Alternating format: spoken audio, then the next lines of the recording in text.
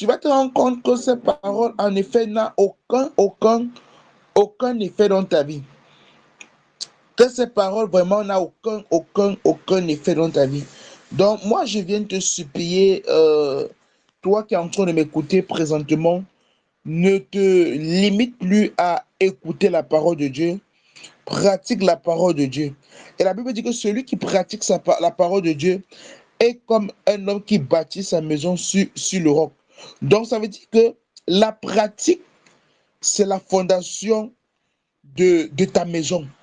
Quand on parle ici là, de la maison, ici, on parle de ta vie. La maison ici représente ta vie. Donc, si tu veux que ta vie soit sur un roc, tu dois pratiquer la parole de Dieu. Tout simplement.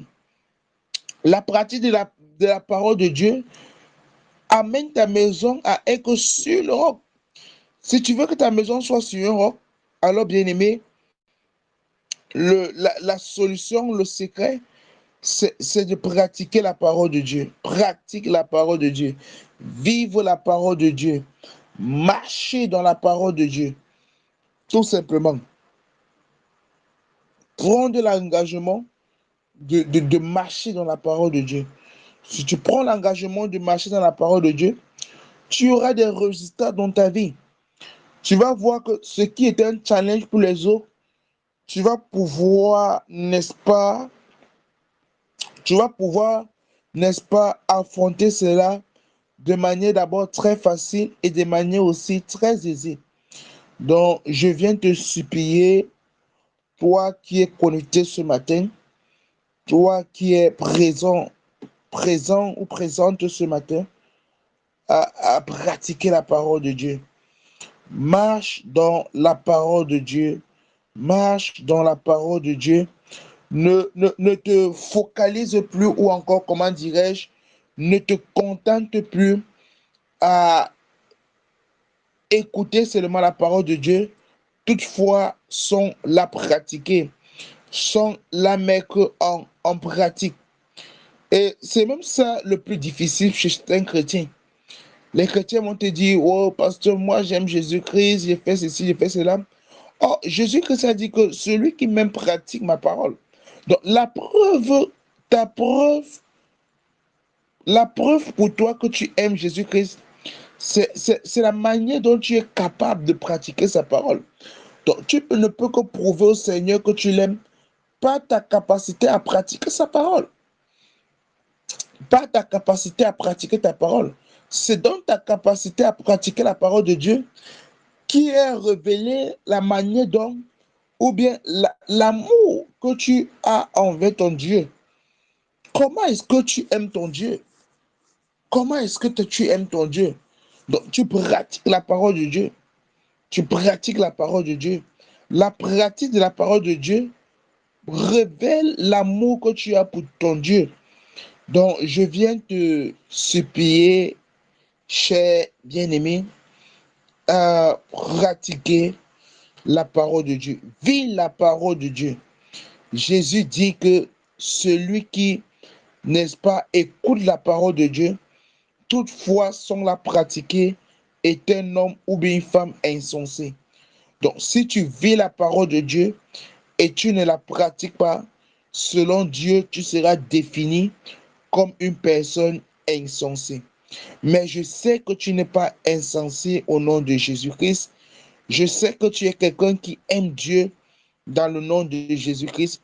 Donc, je viens te supplier, je viens t'exhorter à pratiquer la parole de Dieu. Ne te limite plus à seulement, ne te limite plus seulement à écouter la parole de Dieu, mais toutefois pratique-la. Pourquoi il n'y a pas de résultats dans ta vie? Parce que ce qui produit des résultats dans la vie d'un chrétien, ça vient tout d'abord de sa capacité à pratiquer la parole de Dieu. Quelle est ta capacité à pratiquer la parole de Dieu? C'est ça qui révèle les résultats qui seront dans ta vie. Ta capacité à pratiquer la parole de Dieu. Tu marches dans la parole de Dieu. Tu vis la parole de Dieu. Tu aimes la parole de Dieu. Vis la parole de Dieu, bien-aimé. C'est ça. Vis la parole de Dieu. Aime la parole de Dieu. Quelle est ta capacité à pratiquer la parole de Dieu? Tu ne dois pas être que le chrétien qu'on te force pour pratiquer la parole de Dieu. Pratique la parole de Dieu. Et on a lu ici là que la Bible dit que celui qui pratique la parole de Dieu est comme un homme qui a bâti sa maison. Je vous ai dit que la maison, c'est ta vie, qui a bâti sa maison sur le roc. Or, si tu ne pratiques pas la parole de Dieu, tu es en train de bâtir ta maison sur le sable. Et le vent dont on parle ici, le vent qu'on parle, on dit que le vent a soufflé. Le vent ici représente les défis de la vie. Ça représente les challenges de la vie. Ça représente ici les persécutions que tu peux avoir en tant que chrétien. Si tu ne pratiques pas la parole de Dieu, à chaque fois que les moments difficiles viendront, tu risques de tomber. Tu risques de ne pas supporter. Même la maladie fait partie des persécutions. À chaque fois que la maladie viendra, tu risques de tomber en défaillance. Or, si tu pratiques la parole de Dieu, même quand les moments difficiles viendront, tu ne te rendras même pas compte parce que cela n'aura aucun effet. Vous savez, quand une maison est bâtie sur le roc, quelle que soit même la manière dont le vent souffle, cette maison ne se rend même pas compte que le vent souffle. Pourquoi? Parce que même la capacité ou bien l'intensité du souffle du vent n'inquiète même pas cette maison. Quand tu pratiques la parole, oh, quand tu pratiques la parole de Dieu, quand tu vis dans la parole de Dieu, bien aimé, quelles que soient les tempêtes peuvent venir, les maladies peuvent venir, les difficultés peuvent venir, bien aimé, tu ne vas même pas te rendre compte que les difficultés sont venues. Tu ne vas même pas te rendre compte que les tempêtes sont venues. Pourquoi? Parce que tu vis, tu pratiques la parole de Dieu. Si tu es trop conscient des moments difficiles, des tempêtes, des difficultés, c'est parce qu'il y a un refus en toi de pratiquer la parole de Dieu. Il y a ce refus en toi. Mais si tu pratiques la parole de Dieu, tu pratiques la parole de Dieu. Les moments difficiles viendront, tu ne t'en rendras même pas compte. Lorsqu'on parlera que, oh, vraiment, il y a crise dans le monde entier, les gens seront surpris que dans la crise, c'est là même que tu t'expands plus. Voilà pourquoi la Bible dit que celui qui se confie à l'Éternel, oh, Kayaba, oh, j'aime la parole de Dieu. Voilà pourquoi la Bible dit que celui qui se confie à l'Éternel est comme un homme qui bâtit sa maison sur quoi? Non, la Bible dit que celui qui se confie à l'Éternel est comme un arbre qui est planté en bordure du mer et qui étend ses racines vers les cours d'eau. On comprend ça? La Bible dit que celui qui se confie à l'Éternel est comme un arbre qui est mais se confier à l'Éternel, ça ne veut pas dire seulement que avec la bouche que je crois en Dieu, je crois en Dieu. Non, se confier à l'Éternel, c'est dire que ma vie, c'est pour Jésus-Christ. C'est ça, se confier à l'Éternel. Se confier à l'Éternel, c'est que je ne vis pas pour moi, je vis pour Jésus-Christ. Se confier dans le mot confier, il y a confiance. C'est avoir confiance à Jésus-Christ. Quand j'ai confiance à Jésus-Christ, ça dit que je le soumets tout ce que j'ai. Je lui fais confiance. Donc, je fais confiance à Jésus-Christ. C'est dire que Seigneur, je te fais confiance dans ta parole. On fait confiance à Jésus-Christ dans sa parole. Ça veut dire que je te fais confiance. Ça veut dire que j'accepte de pratiquer ta parole. C'est ça, se confier à Jésus-Christ. Et la Bible dit que cet homme qui se confie à Jésus-Christ en disant que je vais pratiquer ta parole, je vais marcher selon ta parole. Quand tu fais comme ça, la Bible dit que tu es comme cet arbre-là qui est planté en bordure du mer et qui étend ses racines vers les cours d'eau. Et la Bible dit que même en saison sèche, son feuillage reste vert. Son feuillage reste vert. Qu'est-ce que la Bible attend par saison sèche? Qu'est-ce que la Bible entend par saison sèche? Saison sèche ici, ça veut dire que même pendant les moments de crise, même pendant les moments difficiles, même pendant les moments de difficulté, son feuillage reste vert. Même pendant les moments de maladie, son feuillage reste vert. Ça veut dire que quand tu pratiques la parole de Dieu, rien ne peut t'empêcher de porter des fruits. Pourquoi les chrétiens aujourd'hui ne portent pas les fruits? Parce qu'il y a en eux le refus de la pratique de la parole de Dieu. Ce que je vous dis est vrai, bien-aimé. Il y a en eux le refus de la pratique de la parole de Dieu. Quand tu acceptes que ta vie, n'est-ce pas, quand tu acceptes pratiquer la parole de Dieu, tu verras des effets dans ta vie. C'est simple. Quand tu acceptes pratiquer la parole de Dieu, tu verras des effets dans ta vie. Tu verras des effets. Tu dis, Seigneur, je m'éloigne de tout ce qui m'empêche de marcher dans la parole de Dieu. Si telle chose m'empêche de marcher dans la parole de Dieu, je m'éloigne de ça. Si ce sont les amis qui t'empêchent de marcher dans la parole de Dieu, éloigne-toi de tes amis. La Bible dit que la mauvaise compagnie corrompt les bonnes mœurs. Donc, si tes amis t'empêchent de suivre Jésus-Christ, éloigne-toi d'eux. Moi, quand j'ai donné ma vie à Jésus-Christ, j'ai souvent l'habitude de donner ce témoignage-là. Presque tous ceux qui étaient considérés comme mes amis sont partis. Et c'est un bon signe. Si tu as réellement donné ta vie à Jésus-Christ, tu vas voir que tous ceux qui te parlaient de perversité comme amis, tous ceux avec qui tu étais, qui te parlaient des choses que Dieu n'aime pas, tu vas voir, ils vont tous partir.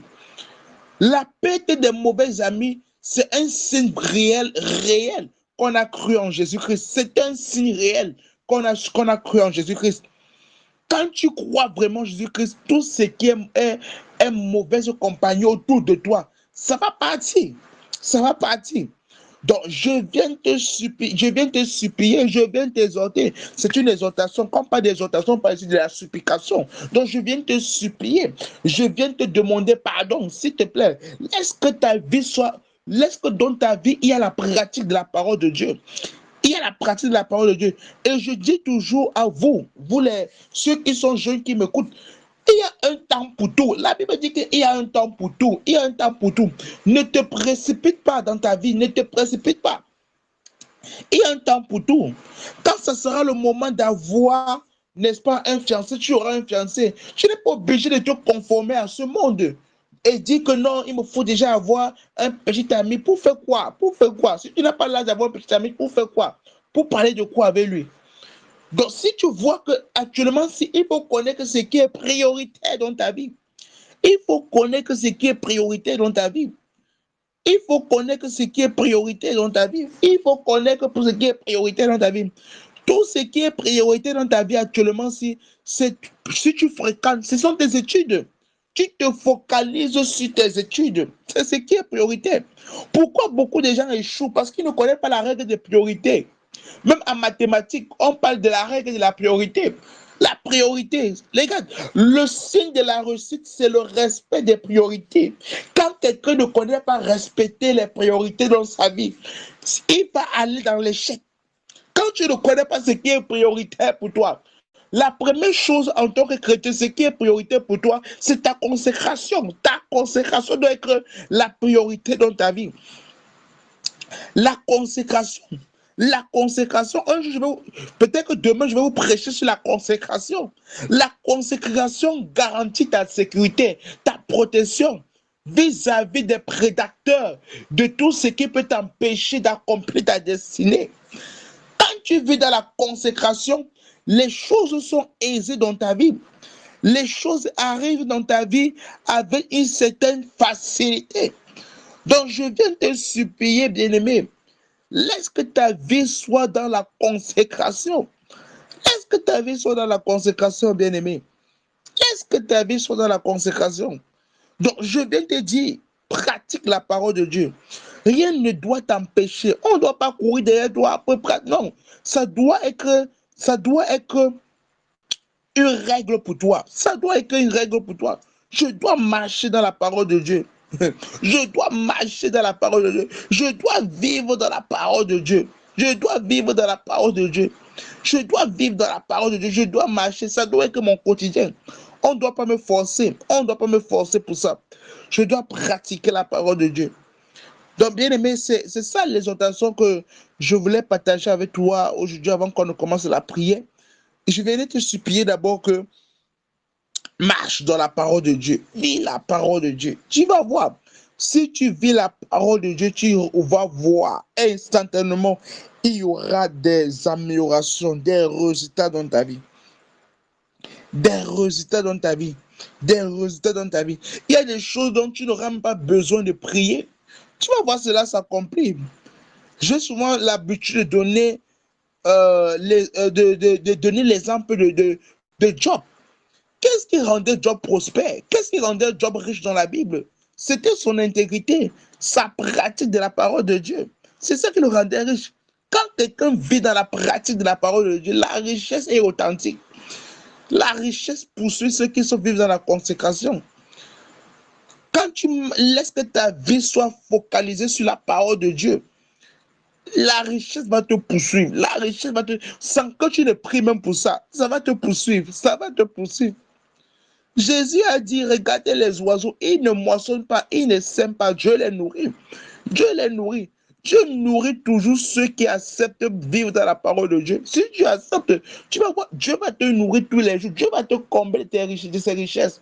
Même dans la maison, lorsqu'un parent voit un enfant qui est très obéissant, qui est toujours soumis, toujours prêt, prompt à obéir aux parents, cet enfant sera aimé par ses parents plus que les autres qui sont rebelles.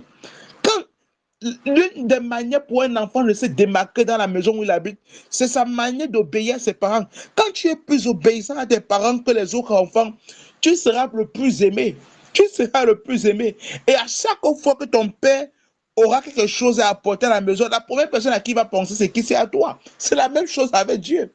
Si tu pratiques la parole de Dieu, si tu marches dans la parole de Dieu, quand Dieu aura une bénédiction à donner à quelqu'un sur la terre, la première personne à qui il va penser, c'est qui? C'est à toi. C'est à toi. C'est à toi. Voilà pourquoi la Bible parle que ceux qui marchent dans la parole de Dieu, ils mangeront les meilleurs fruits du pays. Ils mangeront les meilleurs fruits du pays. On donne toujours ce qui est meilleur à celui qui vit dans l'obéissance, celui qui pratique la parole de Dieu. Si tu vis dans la parole de Dieu, Dieu te donnera toujours ce qui est meilleur ce qui trouve meilleur pour toi. Donc, bien-aimé, je te supplie, c'est une imploration. Donc, vis dans la parole de Dieu. Donc, voilà un peu l'exhortation d'aujourd'hui. Si quelqu'un a une question par rapport à cette exhortation, qu'il lève la main. Au milieu là, il y a un endroit pour me lever la main. Si quelqu'un a une question à poser par rapport à la vie chrétienne, je prends les questions. Je ne sais pas pourquoi je voulais prier, mais l'Esprit de Dieu m'amène à prendre des questions. Tu vas voir une personne comme un bonhomme qui lève la main devant ton écran. Tu cliques sur ça. Si tu as une question à poser, s'il n'y a pas de questions, on va encore directement dans la prière. Est-ce que quelqu'un a une question, même dans sa vie chrétienne, est-ce que quelqu'un a une question à poser, qui clique sur ça, je veux lui donner la parole. Tu cliques sur ça, je te donne la parole, j'active ton micro. Donc, si quelqu'un a une question, toi qui as écouté ça, tu es béni. La main et la grâce de Dieu sur toi. La main et la grâce de Dieu sur toi.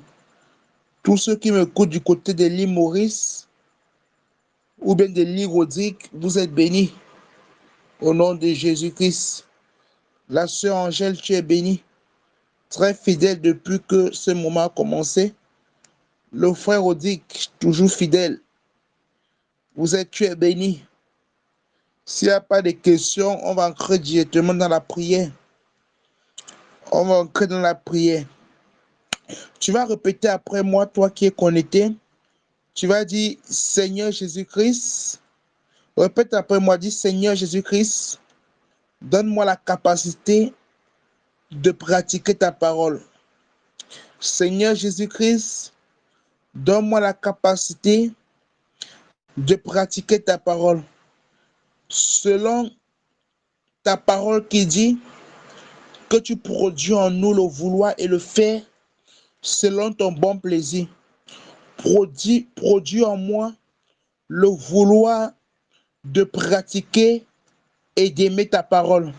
Prie comme ça au nom de Jésus-Christ.